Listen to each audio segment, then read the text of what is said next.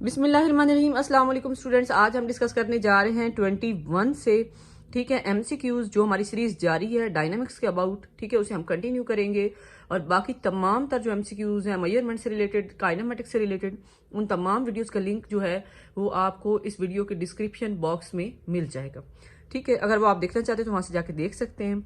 और अगर आप मेरे यूट्यूब चैनल पर नए हैं तो प्लीज़ मेरे चैनल को सब्सक्राइब कीजिए, लाइक कीजिए और अपने दोस्तों के साथ शेयर कीजिए, ठीक है। तो हम चलते हैं 21 की तरफ। A ball of mass 2 kg travel at 8 metre per second strikes a ball of mass 4 kg travelling at 2 metre per second. Both balls are moving along the same straight line as shown. यहाँ पे ये देखेंगे हमारे पास एक ball है, उसका mess कितना है 2 kg है, उसकी स्पीड कितनी है 8 मीटर पर सेकेंड है।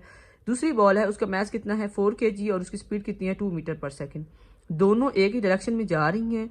आफ्टर कोलिजन, जब वो आपस में कोलाइड करती हैं तो balls moves eight the same velocity v, तो दोनों एक दूसरे के साथ अटैच हो जाती हैं और इकट्ठा मूव करना शुरू कर देती हैं। What is the magnitude of the velocity, तो वेलोसिटी का क्या मैग्नीट्यूड होगा। तो यहाँ पे देखिए हम इसे सॉल्व कर लेंगे बाय यूजिंग मोमेंटम लॉ, ठीक है। मोमेंटम के लॉ को इस्तेमाल करते हुए हम क्या करेंगे, बिफोर कोलिजन, ठीक है, और आफ्टर कोलिजन की तमाम तर वैल्यूज को लिख लेंगे। यहाँ पे देखें कि m1 v1 plus m2 v2, m1, ठीक है, v1 m2 v2। बाद में देखें कि ये वेलोसिटी जो है उनकी एक सेम है, ठीक है, एक जैसी है।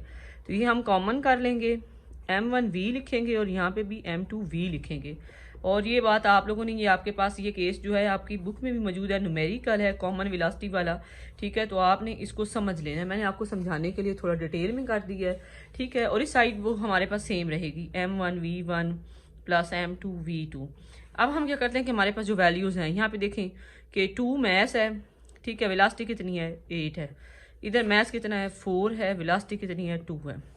यहाँ पे देखें कि मैस और दोनों के मैस जमा, वेलोसिटी ऐसे ही रहेगी, ठीक है। तो तमाम तरह वैल्यूज नोट कर लेंगे, इन दोनों को आपस में मल्टीप्लाई कर दें, ठीक है। उसके बाद इसको क्या करेंगे, जमा करेंगे। जमा करने के बाद हमारे पास 6 पर क्या कर देंगे, डिवाइड कर देंगे, ठीक है। यहाँ पे 24 आ जाएगा, 4 बार हमारे पास 24 होता है। अगर हम इसे पंजाबी में डिवाइड कर दें या अगर हम इसे सिंपल डिवाइड करेंगे तो 6 4 जो हमारे पास आंसर है वो क्या आएगा, 4 आएगा।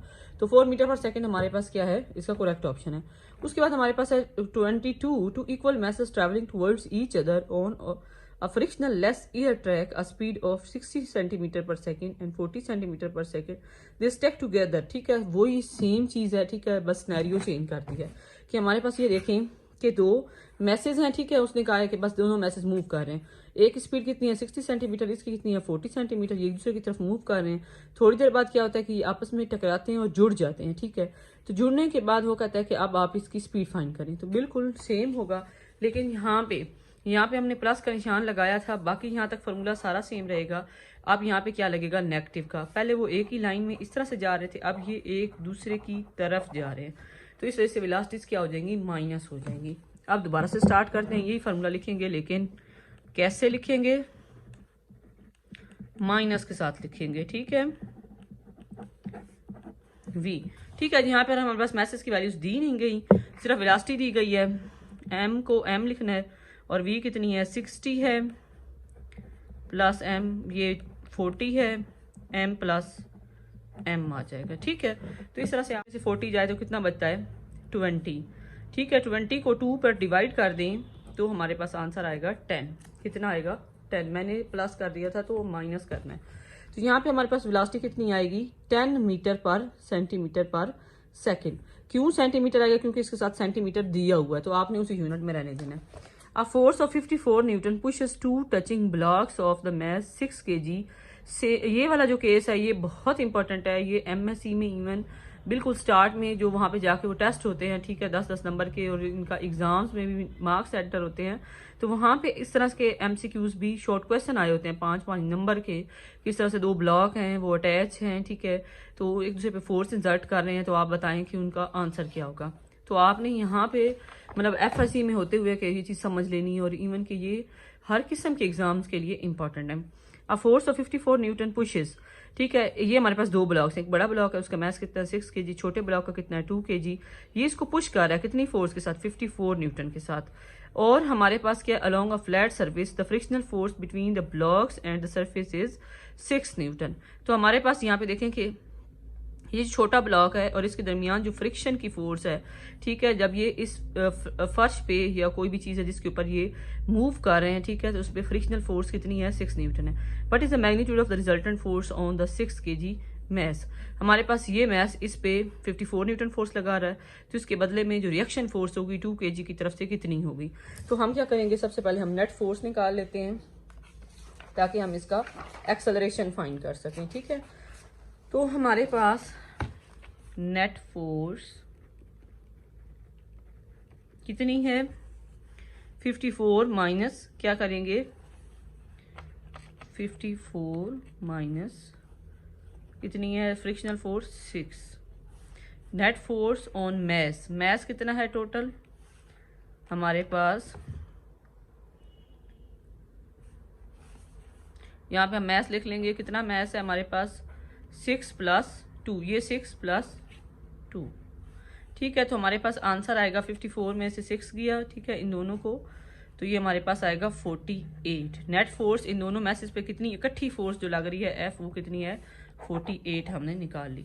अब हम क्या करेंगे, एक्सेलरेशन फाइंड कर लेंगे। एफ = m a के, ए को इधर रहने दें, F/m कर देंगे। एफ कितना है 48 है और m कितना है 6 + 2 8, तो हमारे पास क्या आ जाएगा एक्सेलरेशन आ जाएगा, कितना आएगा 6 मीटर/सेकंड²।